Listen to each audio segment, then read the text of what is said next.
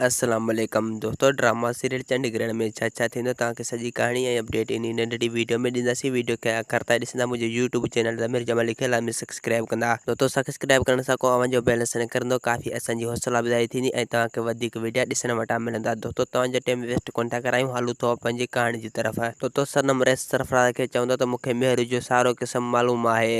Race Sarfaraz सनम खे धमकी ॾींदो त तुंहिंजी इहा जुरत कीअं थी जो तूं मेहरू जो वात में नालो खयो।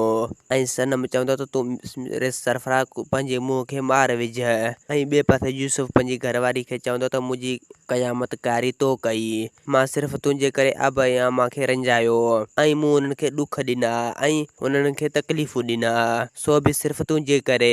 उन्हनि जी पिट जे करे मां अॼु खट भेड़ो आहियां। ऐं ॿिए पासे दोस्तों आंटी रेस सरफराज़ खे चवंदो त अगरि तव्हां हक़ घुरण में पंहिंजो भाउ खे मारियो त तव्हां पंहिंजे पुट खे हक़ घुरण में बि मारे सघो था। रेस सरफराज़ चवंदो त मां तोखे चवां थो तूं पंहिंजी ज़बान खे कंट्रोल में रख। तूं आईंदा मूंसां अहिड़ा लफ़्ज़ बि न ॻाल्हा। ऐं ॿिए पासे सनम साईं पंहिंजी वालिद खे चवंदो त यानी सोजरे खे चवंदो त मां तव्हांजे करे रेस सरफराज़ जा ॾंड थधा न करे सघियसि। ऐं सोजरो चवंदो त वरी बि नांगर जे ॿिन्हिनि में हथ। ऐं सनम चवंदो त जेके नांग जा जोगी हूंदा आहिनि उहे नांग जा फिण ममण बि हूंदा आहिनि। दोस्तों असांखे ॾींदा हाणे इजाज़त, वरी तव्हां सां मिलंदासीं के नई ईंदड़ वीडियो में। जेसीं ताईं पंहिंजो ख़्यालु रखंदा। ख़ुदा हाफ़िज़।